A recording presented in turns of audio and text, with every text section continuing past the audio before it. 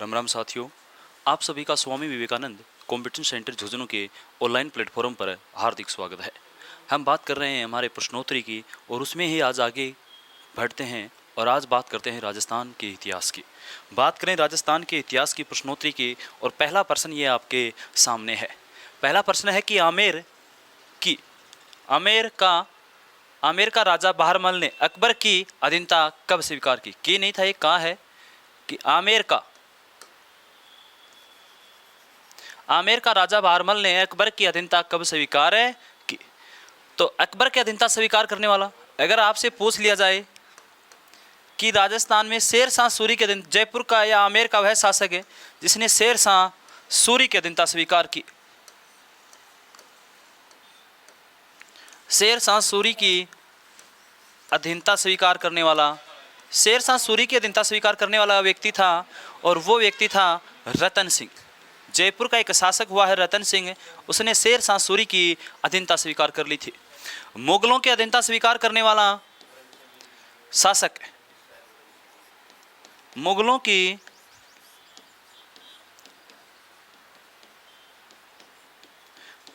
अधीनता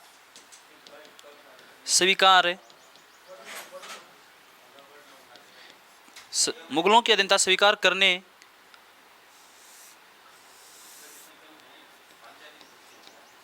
करने वाला प्रथम शासक कौन था? बहरमल। कौन था भाई? बहरमल। बहरमल और अकबर की मुलाकात सर्वप्रथम है। बहरमल व अकबर की मुलाकात सर्वप्रथम है।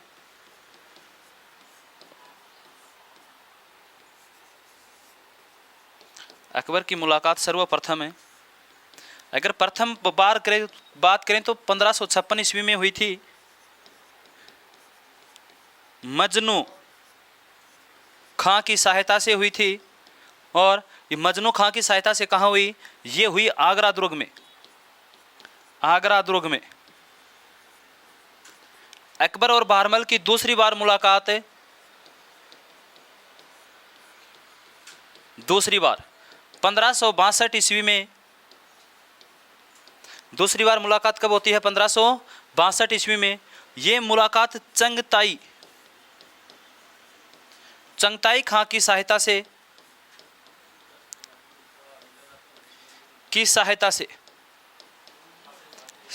से सांगानेर में हुई। कहाँ हुई? सांगानेर में हुई थी। और कब हुई थी ये मुलाकात? तो अधीनता स्वीकार कब की जाती है? तो 1562 में। कब की गई थी? 1562 में ही अकबर की अधीनता स्वीकार कर ली थी बहरमल ने।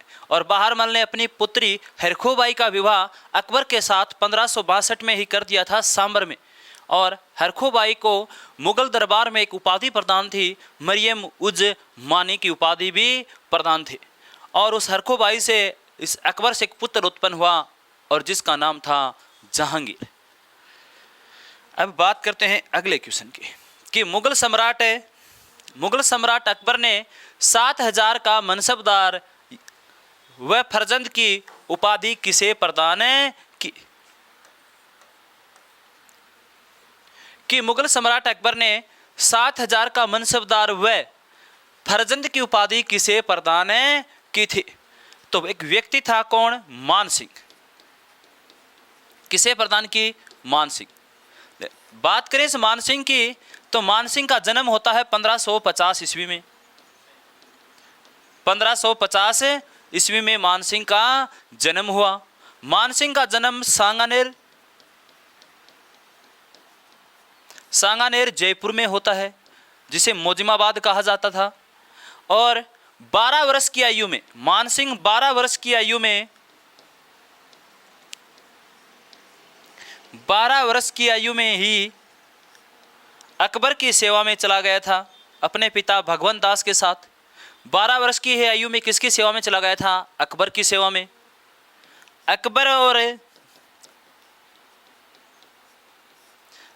और मान सिंह की सर्वप्रथम मुलाकात है। अकबर और मान सिंह की सर्वप्रथम मुलाकात है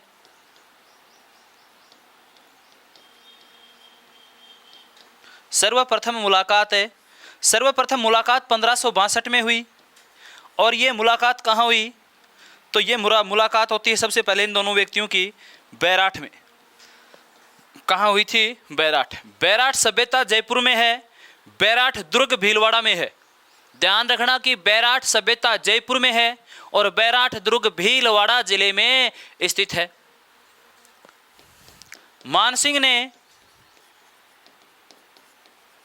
मानसिंह प्रथम ने अकबर का सर्वप्रथम साथ है, सर्वप्रथम साथ है रणथंबोर अभियान में दिया था। रणथंबोर अभियान में दिया। कौन से अभियान में दिया? रणथंबोर अभियान में। और रणथंबोर अभियान कब हुआ? तो 1569 ईस्वी को हुआ। इस समय रणथंबोर पर अधिकार किसका था? बूंदी का शासक था सुरजन हाड़ा। बूंदी का शासक कौन? सुरजन सिंह हाड़ा। इस सुरजन सिंह हाड़ा का अधिकार हुआ करता था किस पर? इस रणथंबोर दुर्ग पर। और सुरजन हाड़ा को पराजित कर दिया गया मानसिंह के द्वारा। और भगवंदस की सहायता से सुरजन हाड़ा ने अकबर की अधीनता 10 शर्तों सहित अधीनता स्वीकार कर ली थी सुरजन सिंह हाड़ा ने। मानसिंह ने 2 मुगल बादशाहों की सेवा की है। मानसिंह ने एक तो अकबर की सेवा की और अकबर के अलावा जहांगीर की भी सेवा की थी। 2 मुगल बादशाहों की सेवा करने वाला व्यक्ति मानसिंह है, जो अकबर की सेवा भी की और जहांगीर की भी। मानसिंह ने अकबर को अहमदनगर अभियान पे भेजा।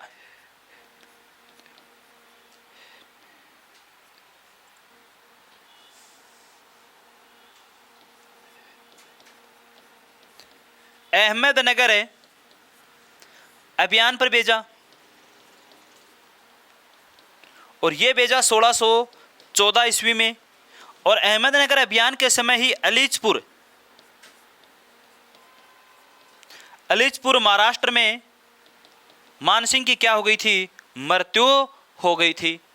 तो प्रश्न क्या था कि मुगल सम्राट अकबर ने 7000 का मनसब व फरजंद की उपाधि किसे प्रदान की थी? तो मानसिंह प्रथम को ही प्रदान की थी। मानसिंह प्रथम को ही प्रदान की थी।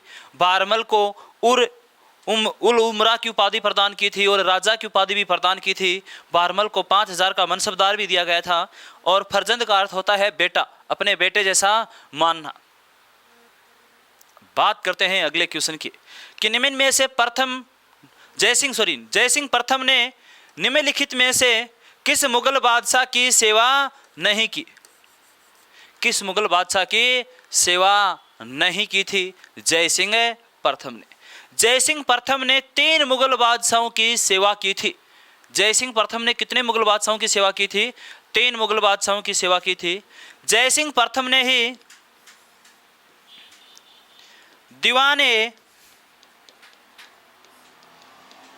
दीवाने खास या दीवाने आम,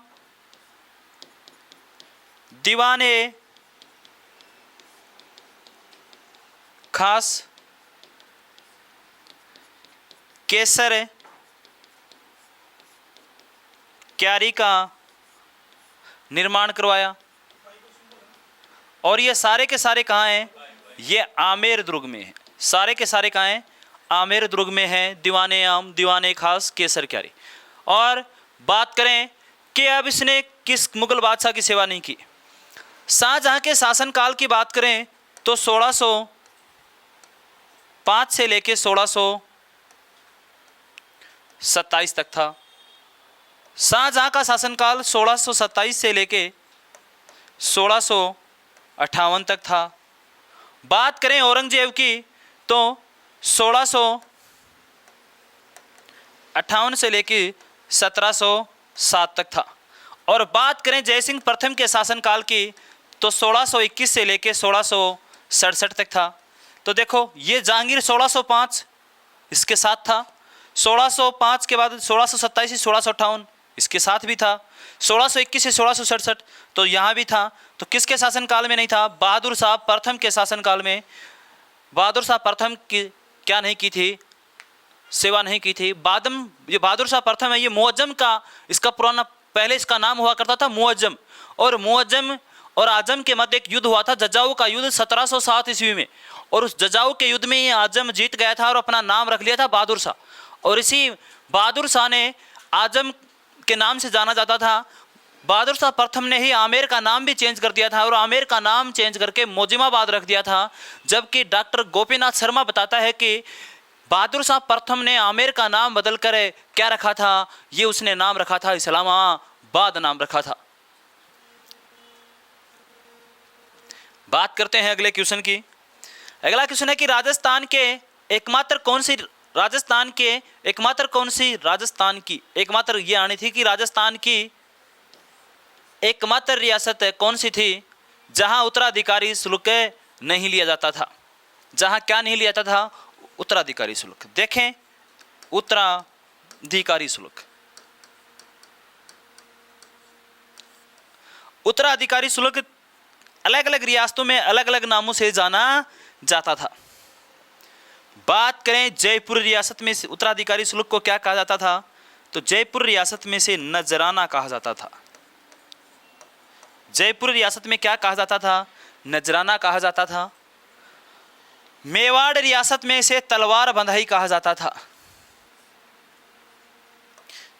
मेवाड़ रियासत में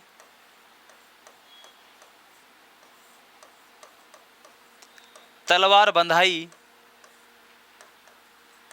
कर कहा जाता था। मारवाड़ रियासत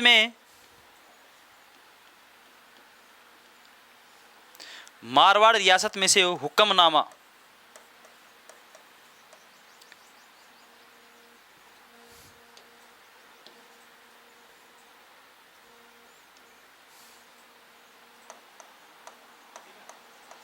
मारवाड़ रियासत में से हुक्मनामा और पेश कसी कहा गया। क्या कहा जाता था? पेश कसी कहा जाता था। मारवाड़ के शासक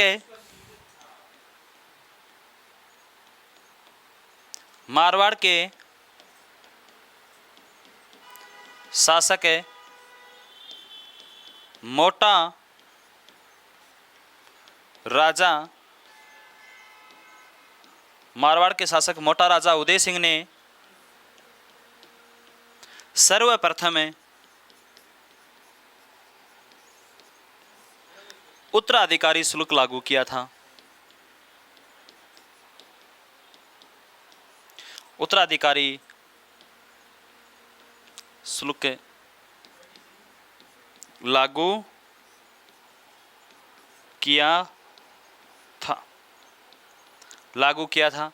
अब समझे उत्तराधिकारी शुल्क होता क्या था। ये शासक है कोई मेवाड़, ये एक मेवाड़ रियासत है और मेवाड़ रियासत में ही एक ठिकाना है बिजोलिया। समझ लेना एक बार कि उत्तराधिकारी शुल्क होता क्या था। बिजोलिया यह है मेवाड़ रियासत। मेवाड़ रियासत के शासक ने बिजोलिया के शासक को कहा कि जो नया शासक बनेगा वो मुझे कर देगा, जो नया ठिकानेदार होगा वो मुझे कर देगा। नया ठिकानेदार, जो भी ठिकाने का नया ठिकानेदार बनेगा वो कर देता था। किसको? वो शासक को कर देता था। किसान नहीं देते थे। ये उत्तराधिकारी जो शुल्क था ये किसानों द्वारा नहीं लिया जाता था। ये सामंत राजा को भेंट करता था, ठाकुर राजा को भेंट करता था, या ठिकानेदार। जैसे बिजोलिया ठिकानेदार का थोड़ी देर बाद में क्वेश्चन आएगा कि बिजोलिया ठिकाने में तलवार बंधाई कर किसने लागू किया। तो वो तलवार बंधाई कर हुआ करता था वो किसान नहीं देते थे। वो बिजोलिया का जो सामंत हुआ करता था वो राजा को भेंट करता था। तो ये समझ गए कि एक उत्तराधिकारी शुल्क एक ठिकानेदार शासक को भेंट करता था। और कौन सी रियासत में नहीं लिया गया? तो जैसलमेर रियासत में नहीं लिया गया, क्योंकि जयपुर में नजराना, जोधपुर में से हुक्मनामा, उदयपुर जो रियासत है वो मेवाड़ के अधीन थी, उसमें तलवार बंधाई कर। तो कौन सी रियासत में नहीं लिया गया? जैसलमेर। सबसे पहले मोटा राजा उदय सिंह ने लागू किया। मेहराब खां ने किस स्थान से 1857 के विद्रोह का संचालन किया था? बात करें 1857 की क्रांति की, राजस्थान में 1857 की क्रांति का 1857 की क्रांति की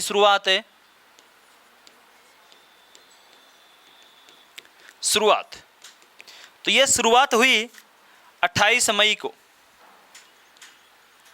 28 मई 1857 को हुई। और यह शुरुआत भी कहाँ से हुई? नसीराबाद छावनी से। कहाँ से हुई भाई? नसीराबाद छावनी से हुई। अगर आपसे पूछे कि मारवाड़ में सबसे बड़ा विद्रोह, मारवाड़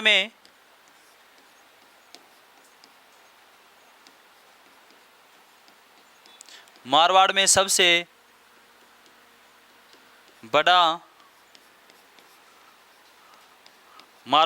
बड़ा विद्रोह, अगर मारवाड़ में सबसे बड़ा विद्रोह हुआ तो वो हुआ अहुआ में,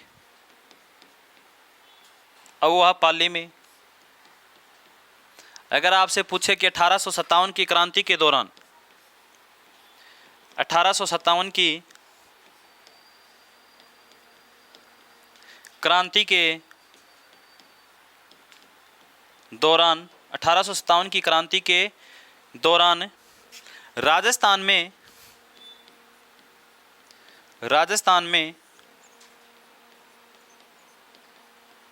सबसे बड़ा विद्रोह, राजस्थान में 1857 की क्रांति के दौरान राजस्थान में सबसे बड़ा विद्रोह हुआ तो वो हुआ कोटा में। अगर आपसे पूछा जाए कि राजस्थान का एकमात्र स्थान जहां निर्धारित समय को क्रांति हुई, राजस्थान का एकमात्र रियासत है जहां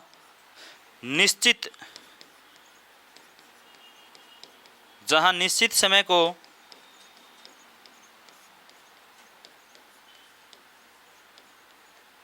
क्रांति हुई, और वो थी भरतपुर रियासत। भरतपुर में विद्रोह हुआ 31 मई को, और क्रांति के निर्धारित समय भी क्या था? 31 मई रखी गई थी, और भरतपुर में 31 मई का इंतजार किया गया था। और टोंक विद्रोह में महिला व बच्चों ने भाग लिया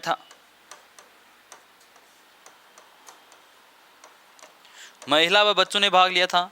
नीमच मध्य प्रदेश में है। नीमच में विद्रोह 3 जून 1857 को हुआ। कोटा में विद्रोह 15 अक्टूबर को हुआ, 15 अक्टूबर 1857 को। और मेहराब खां ने नेतृत्व कहाँ किया था? कोटा में। अगला क्वेश्चन है कि 1857 की क्रांति के समय धौलपुर का शासक कौन था? राजस्थान का सबसे पूर्वी जिला है धौलपुर जिला। वर्तमान में धौलपुर जिला राजस्थान का सबसे छोटा जिला है। धौलपुर जिले में ही शेर शिकार गुरुद्वारा स्थित है। धौलपुर में ही मचकुंड तीर्थों का भांजा कहा जाता है, जिसे मचकुंड धौलपुर में ही शहीद मेले का भी आयोजन होता है। धौलपुर में 12 भाइयों का मेले का भी आयोजन होता है। धौलपुर 2 राज्यों से सीमा भी बनाता है अपनी, एक उत्तर प्रदेश से बनाता है तो दूसरी मध्य प्रदेश से बनाता है।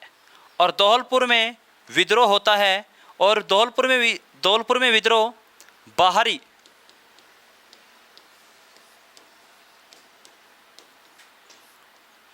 बाहरी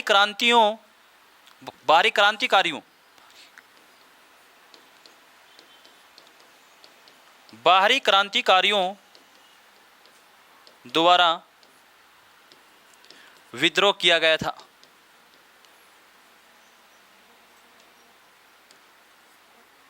बाहरी क्रांतिकारियों द्वारा विद्रोह किया गया था। और वो बाहरी कौन थे? इंदौर के क्रांतिकारी थे और ग्वालियर के क्रांतिकारी थे। और धौलपुर के विद्रोह को बाहरी सेना से ही दबाया गया। बाहरी सेना से, ब्रिटिश सरकार ने बाहरी सेना से दबाया था।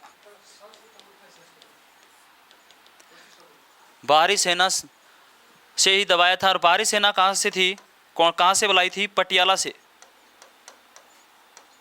बाहरी सेना कहाँ से बुलाई? पटियाला से ही बुलाई थी।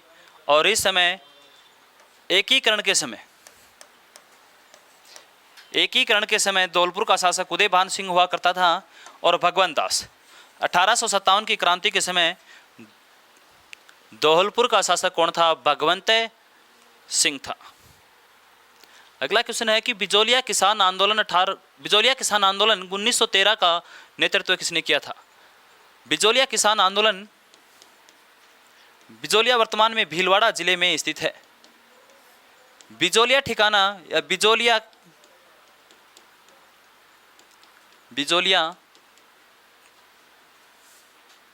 मेवाड़ रियासत का प्रथम श्रेणी का ठिकाना हुआ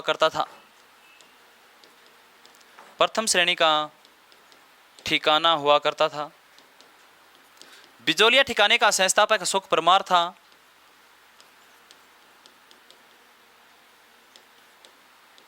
ठिकाने का संस्थापक अशोक परमार था। बिजोलिया ठिकाने का संस्थापक कौन था? अशोक परमार था। अशोक परमार को बिजोलिया ठिकाना राणा सांगा ने भेंट किया।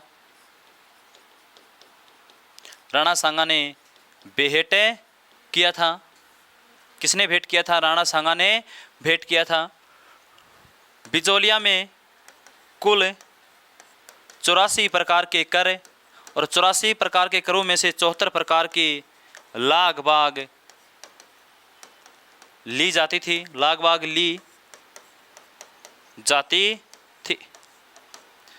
बिजोलिया किसान आंदोलन का नेतृत्व की बात करें तो साधु सीताराम दास ने भी किया है। साधु सीताराम दास, उसके बाद नानजी पटेल,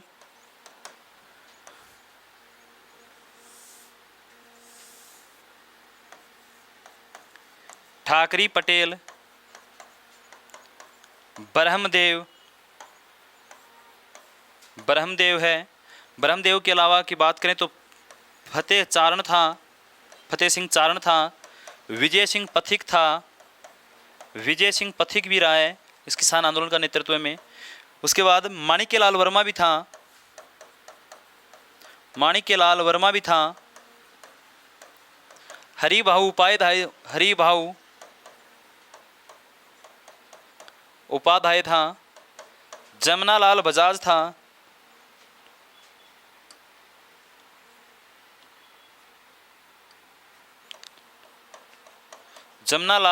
था। हरिभाई कीकर था।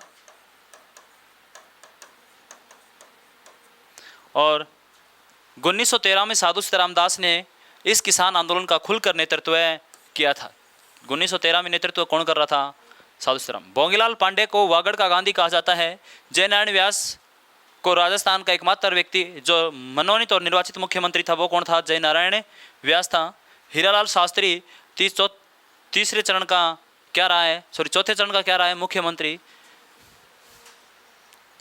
अगला क्वेश्चन है कि बिजोलिया में तलवार लागबाग के नाम से नई लागत किसने लागू की थी? तो तलवार बंधाई जो कर है ये 1906 में लागू हुई।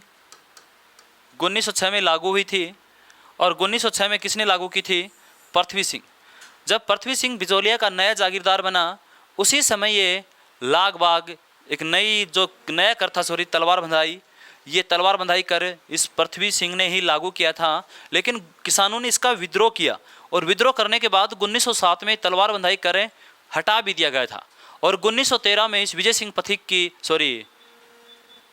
पृथ्वी सिंह की क्या हो गई थी? मृत्यु हो गई थी। 1913 में पृथ्वी सिंह की क्या हो गई थी? मृत्यु हो गई थी। और पृथ्वी सिंह का संबंध की बात करें तो एक कामा भरतपुर से आया था। ये कहाँ का था? एक रहने वाला था, एक कामा भरतपुर से आया था। और बिजोलिया किसान आंदोलन में एक और भी कर लागू हुआ था, चवरी कर। और चवरी कर 1903 में लागू हुआ था। और चवरी कर को राव कर्षण सिंह ने लागू किया था। किसने लागू किया था? राव कर्षण सिंह ने चवरी कर को लागू किया था। अगले क्वेश्चन की बात करें। अगला क्वेश्चन है कि राजस्थान के जलियांवाला बाग के नाम से प्रख्यात स्थान मानगढ़ धाम है। कि जो मानगढ़ धाम है, जहां मानगढ़ धाम कहाँ स्थित है, पहले तो बांसवाड़ा में। मानगढ़ धाम कहाँ है, बांसवाड़ा। मानगढ़ हत्याकांड,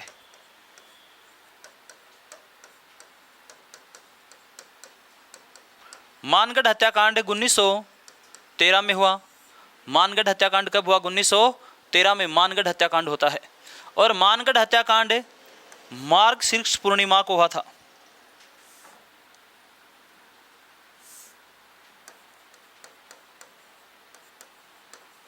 मार्गशीर्ष पूर्णिमा को। और मानगढ़ धाम का मेला भी कब लगता है, मार्गशीर्ष पूर्णिमा को मानगढ़ धाम का मेला लगता है।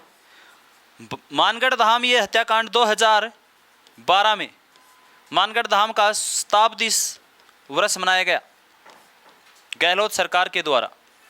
क्या मनाया गया था, शताब्दी। बता, इस मानगढ़ धाम पर गुरु गोविंद गिरी के नेतृत्व में भील इकट्ठे हो रहे थे। इस मानगढ़ पहाड़ी को चारों तरफ से ब्रिटिश सरकार ने घेर लिया था, और जिसमें सेनाएं थी, मेवाड़ भील कोर सेना थी, राजपुताना 7वीं राजपूत बटालियन थी, उसके बाद वेलेजली आसाम राइफल थी। इस सभी ने मिलकर राजपुताना इस मानगढ़ पहाड़ी को चारों तरफ से घेर लिया था 1913 में, और यहाँ पर गोलियाँ चलवा दी, जिसमें लगभग 1500 भील मारे भी गए थे। और इसे ही राजस्थान का प्रथम जलियांवाला बाग हत्याकांड भी कहा जाता है। और ये मानगढ़ धाम कहाँ स्थित है, तो बांसवाड़ा में। अगला क्वेश्चन है कि राजस्थान में एकी आंदोलन का नेतृत्व है किसने प्रदान किया था। एकी आंदोलन की शुरुआत की बात करें, एकी आंदोलन की शुरुआत तो 1921 में बैसाख पूर्णिमा के दिन हुई थी।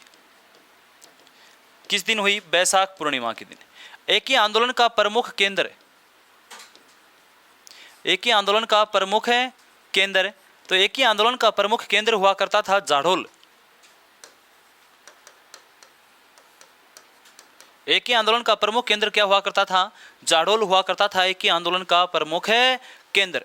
अब और आगे बात करें कि एकी आंदोलन के समय ही मोतीलाल तेजावत ने 1921 में ही 21 सूत्रीय मांग पत्र भी तैयार किया था। 21 सूत्रीय मांग पत्र, 21 सूत्रीय मांग पत्र तैयार किया और महाराणा फतेह सिंह को भेजा। महाराणा फतेह सिंह को भेजा। किसको भेजा, महाराणा फतेह सिंह को भेजा। और महाराणा फतेह सिंह को भेजा, उस समय महाराणा फतेह सिंह ने 21 सूत्री मांग थी, पत्र थी, उसमें 21 जो मांगे थी उसमें से 18 मांगे स्वीकार कर ली थी, लेकिन 3 मांगे स्वीकार नहीं की थी। वो थी बैठ बेकार स्वीकार नहीं की, उसके अलावा उसने वन संपदा पर रोक नहीं लगाई, उसके अलावा उसने सूर मारने पर भी प्रतिबंध नहीं लगाया। उसी के बाद एक आंदोलन शुरू होता है मातरकुंडिया स्थान से चित्तौड़ से, एक ही आंदोलन। और इस एक ही आंदोलन के दौरान अनेक घटनाएं होती हैं। तो एक ही आंदोलन का नेतृत्व किसने किया था, तो मोतीलाल तेजावत ने किया था। एक ही आंदोलन का नेतृत्व किसने किया था, मोतीलाल तेजावत ने किया था। सागरमल गोप्पा का संबंध है राजस्थान के जैसलमेर रियासत से, जिसने जैसलमेर का गुंडा राज, आज़ादी के दीवाने, रघुनाथ सिंह मुकदमा, अनेक पुस्तकें भी लिखी थी। दामोदर दास राठी है, इसका संबंध तो वैसे जन्म जैसलमेर में हुआ था, इसकी क्रम भूमि ब्यावर रही है दामोदर दास राठी की। और बलवंत सिंह मेहता है, ये मेवाड़ प्रजामंडल का प्रथम अध्यक्ष भी बना था बलवंत सिंह मेहता। और मोतीलाल तेजावत है, इसी ने एक ही आंदोलन का शुरुआत की थी। यह आज के हमारे महत्वपूर्ण प्रश्न थे साथियों। अगली क्लास में फिर मिलते हैं एक नई उम्मीद, एक नए जोश के साथ। तब तक के लिए साथियों, जय हिंद।